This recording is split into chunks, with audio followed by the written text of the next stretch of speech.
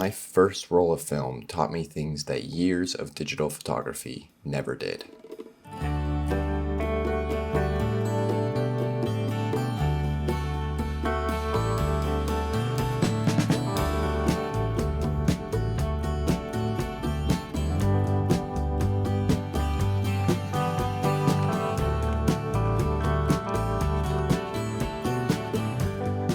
I am exclusively a digital camera photographer, but we are shooting film. We've got 20-ish photos to work with today, which should be plenty. That was me a little over 2 years ago shooting my very first roll of film. I was using the Nikon FM2 with a 50mm lens, and I knew next to nothing about film photography. Most crucially, how different the settings should be between shooting digital and shooting film. And that will become very clear in a little bit.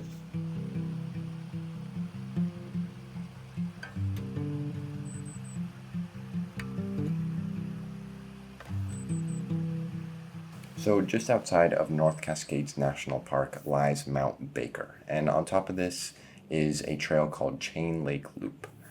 And it weaves you kind of up this trek and through all of these lakes atop this mountain, and there's lots of amazing views of mountain peaks in the distance or the water around you, lots of color. So it was a great spot to be trying film photography for the first time.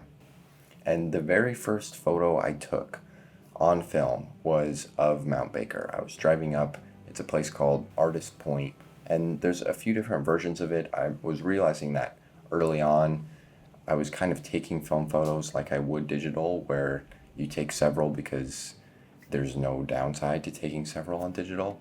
So that's kind of why I was taking a few. And part of the reason that this photo turned out so well, exposure-wise, was because I had not given myself enough time to mess up the settings. And the settings were just set to how they were previously by the friend when he gave me the camera. And so before I could tinker with the settings and ruin them later on in the hike, as you will see, this shot came out perfectly.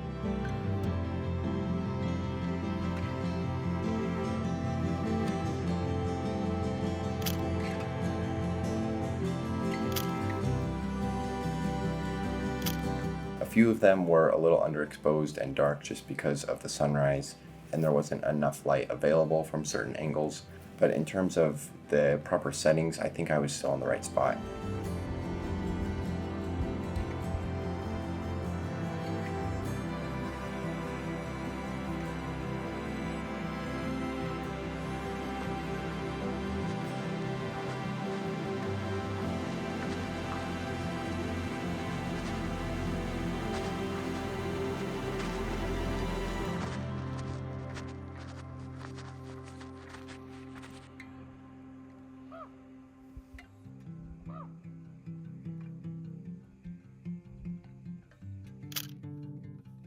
And after I got a few photos of the sunrise kind of peeking over the mountains for the first time, I started the trek through the trail. And it winds you first through this valley before the mountain climb. And early on, I took some of my favorite photos.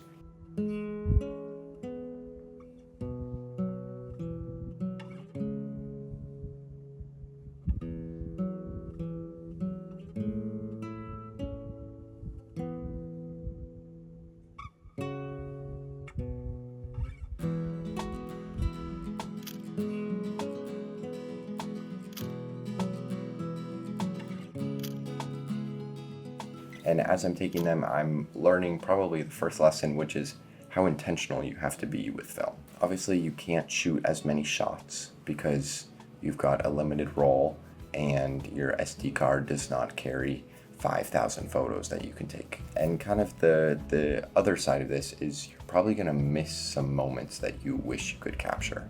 And I think that's part of the beauty of film, but one of the struggles for people that are first getting into it is you're so used to being able to capture everything you want in an instant, and so when that's taken away from you, you have to be very deliberate on the moments that you pass up and the moments that you take a photo of. The shots that worked, I think, really worked. The setting of the mountain was obviously gorgeous and made the photos that much easier, and before I could ruin the settings of the camera, they were how they should be.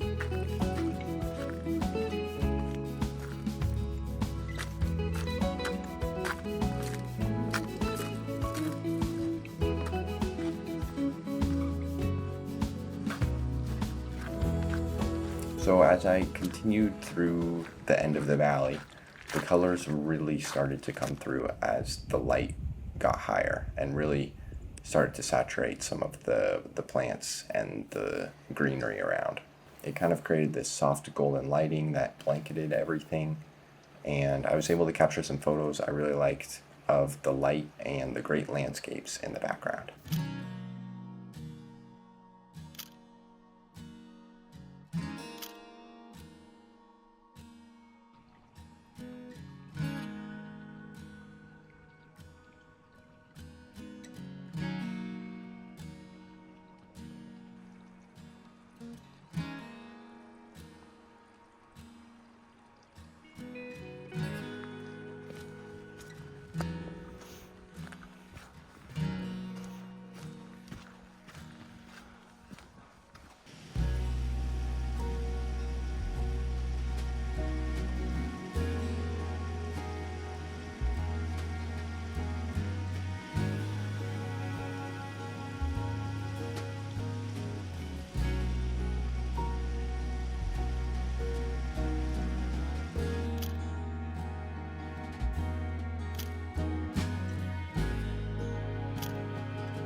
Now, after these photos is a bit of a turning point. Not in the moment, because film photos, you don't really learn your lessons until after you've developed the photos, but unknowingly, this is where I was learning that the number on the film roll actually is very important, and it means something very specific. And for those of you that don't know, it means that your ISO needs to stay at that number for your photos to come out properly exposed. There's a technique called pushing, and you don't actually need your ISO to stay here, but for a beginner like myself, this is where I need it to be, and not where I decided to be. I actually caught a video of myself mindlessly changing the ISO, grabbing the ISO and adjusting it to something like 1000 or 1200 when the roll I was shooting was 400. So I made these setting changes and continued up the mountain, not knowing the impact I was really causing within the camera.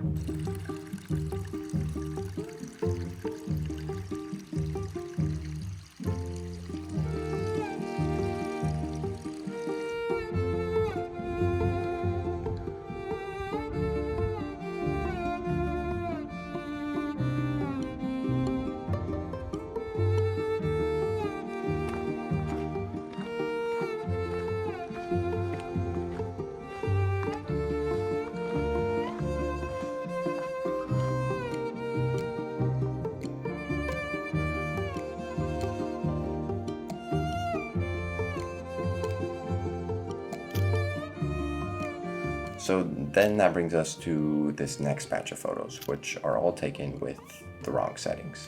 And with film, again, you don't really realize your mistakes until after you've taken all the photos. Digital is very immediate satisfaction, and you can get that feedback right away on if the lighting is correct or incorrect, because you can look at your little screen on the camera and see what it looks like. But film is the complete opposite. And part of what makes film just inherently more difficult than digital, because you can't see the changes in real time. And I think also that difficulty is what makes it so special, is you really have to trust yourself, and sometimes that pays off and it feels very rewarding, and other times you are met with a very sharp learning lesson in how film actually works.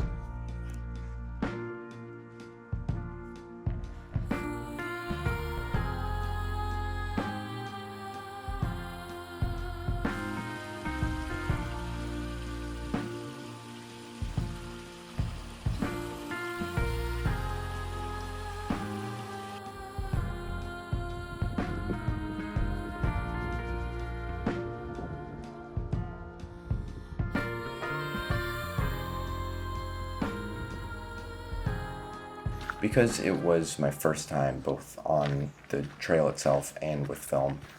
Another thing that was a struggle was knowing how to pace the film roll throughout the hike.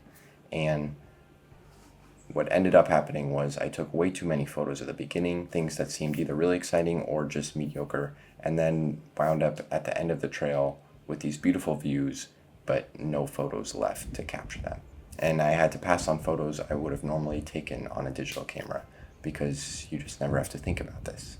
And people have argued that this is a con of film, but I really think it's, again, what makes it so special and intentional is part of the art of taking photos on film is knowing what is so special that needs to be captured and what is a moment that maybe you just enjoy with your eyes instead of capturing on the camera.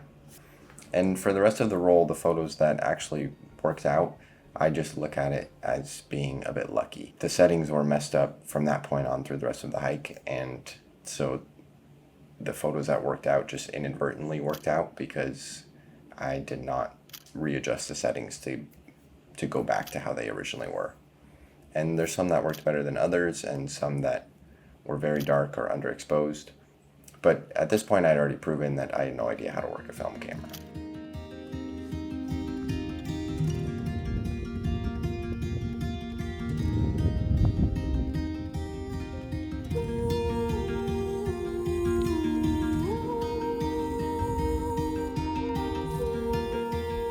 And then after all of it, constraints just make you more creative and a better photographer. And I think that's really valuable. I have not shot a ton of film since that moment, but I'm always excited when I am. There's just so many positives that come from it, and it's good to take a break from a digital camera where every moment can be captured and move to film where those moments are usually more special and much more intentional to what you really want to see.